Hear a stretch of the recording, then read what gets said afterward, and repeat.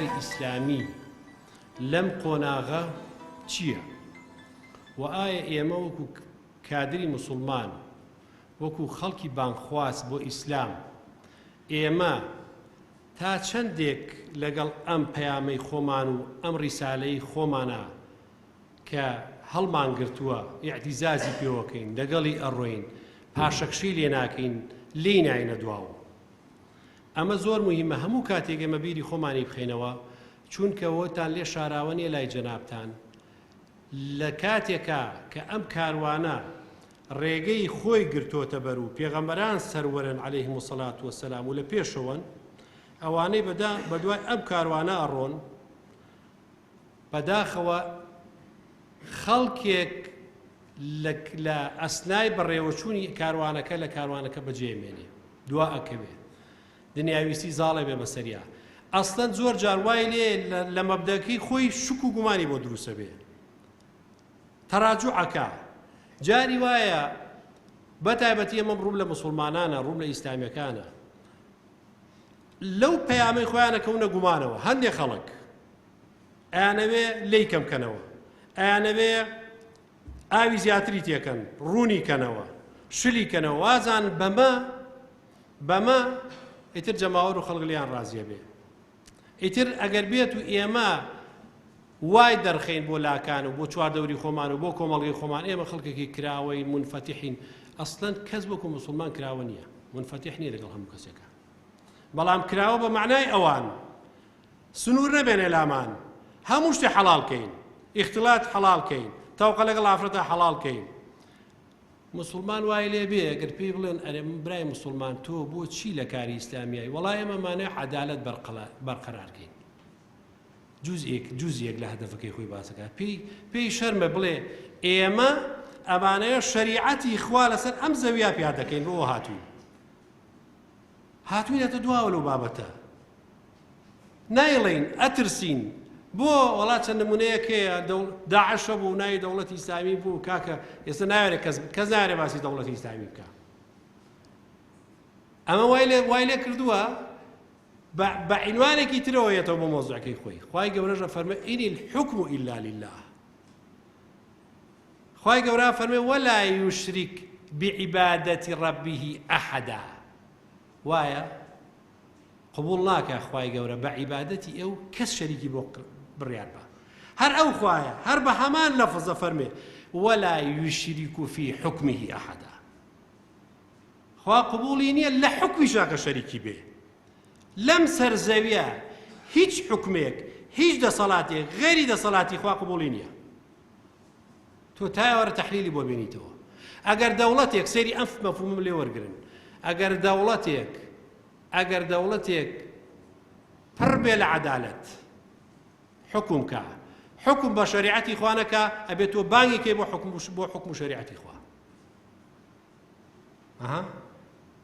ئەسڵ دەوڵەتێ حکمی شەریعەتی تیانە بێ عەدالەتی تیان نییە ئێستا خەڵکێک ئەوروپا بە ڕووکەشەکەی عەدالەتێکە بینێ ئەوە عەدالەتێکی زاهریە لە باتنە هاوڵاتیەکانی وڵاتانی ئەوروپا و ئەمریکا هەموو لە ذاتی خوارە نەخۆشن کێ هەیە چ جوندیەکەیە لە سەربازانی وڵاتانی دنیاوەکو سەربازی ئەمریکی فەخفەخەی هەبێ و بەجادەیەک ئەمڕۆ هەموو خەڵک سەیریکە دەبڕۆن دیراسە بکەن بزانن لەناو جێشی ئەمریکا ڕۆژانە هەفتانە مانگانە چەند جوندی ئەمریکی خۆی کوژێ ئینتیحارەکە لەبەروی فەراخی گەورە لە ناخ و لە دەرونیا هەیە بۆی پڕ نابێتەوە بە هیچ شتێک بۆیە ئەم دینداری ئێمە ڕەحمەتە بۆ چرکە ساتێکیش لێی بەگومان نەبن تووشی اهتیزاز نەبین تووشی لەرزۆیشی نەبین ئەرە تۆ بڵێ وابێ ئەسڵەن ئێمە پێغەمبەر صلی الله علیه وسلم ڕێگەکەی بۆ تەخت کردوین یعازەکەشی پیاوین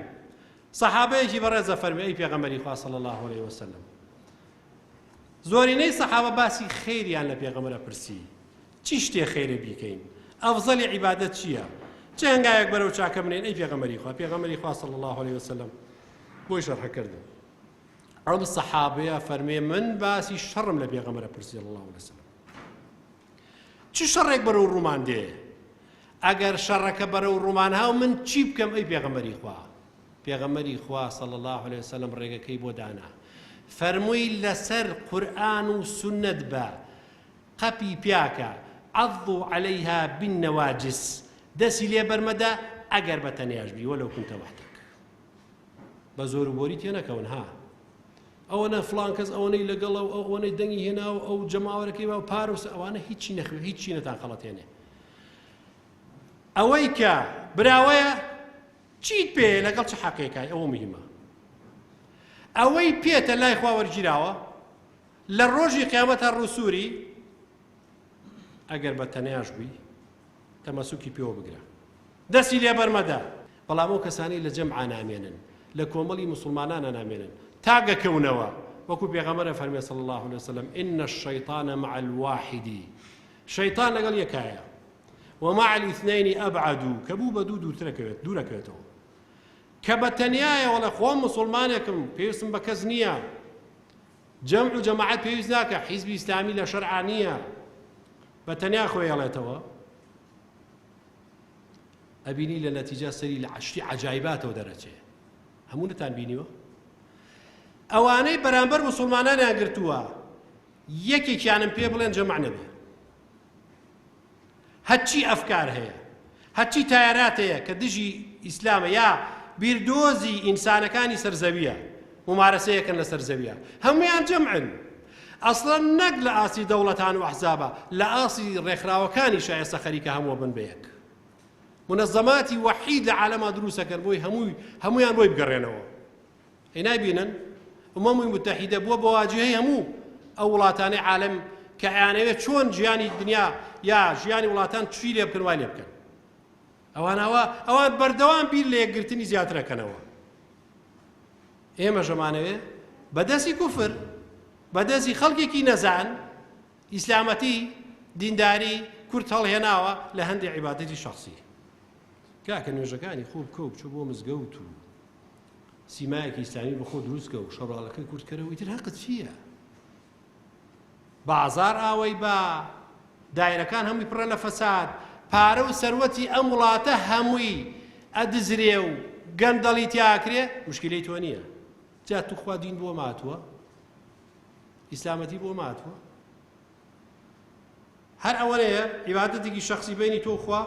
ئیتر خۆت و پێغەمبەران بۆ هاتبوون پێغەمبەران وایان کرد پێغەمبەران ڕوبەڕووی مجتەماعەکان بوونەوە هەموو دنیایان خستە بەردەستیان بەس واز لێ بێن واز لە تاغوتەکان بێن وازیان لێ نێنێن حەزەتی موسا بە فیرعەون ئەڵێ خۆی و براکەیەتی دوو شەخصن ڕیوایەتێکی ئەڵێنەوە کاتێک کە خوای گەورە دوای ئەوەی لە شاخی توور لە کێوی توور حەزەتی موسا کە قسەی لەگەڵ خوای گەورە کرد خوای گەورە فەرمی بچن بۆ لای فیرعەون فقولا له قولا لينا بچن بە شێوەیەکی نەرم ڕیوایەتێک لە ڕیوایەتەکان لێ 70 ڕۆژ لەبەر دەرگای قەسری فیرعەون وەسان تا کرانە ژوورەوە پێغەمبەری خۆش بوو هەردووشیان پێغەمبەر خۆش و براکەی ئەمە چه عەقڵێکە چی ئەمە بۆ خوای گەورە ناردنی ئیقامە حوجەکە لەسەر ئەو تاغوتە و داوایش بەو دەسەڵاتەشەوە ئەو فیرعەون بەو هەیمەنەیەوە بەو دەسەڵاتەیەوە دوو گەن چوونەتە بەردەمی ئەڵێن چی ئای فیرعەون ئەرسل معنا بني إسرائيل ولا تعذبهم ئەمە چ بۆ معیارێکی خوێنێتەوە بەنو ئیسرائیل لەگەڵ ئێمە بنێرە بە دوای ئەو پەیامە بکەون کە بە ئێمە پێمان و لای خۆوە بۆمان هاتووە بۆشنی عەزابیان بەین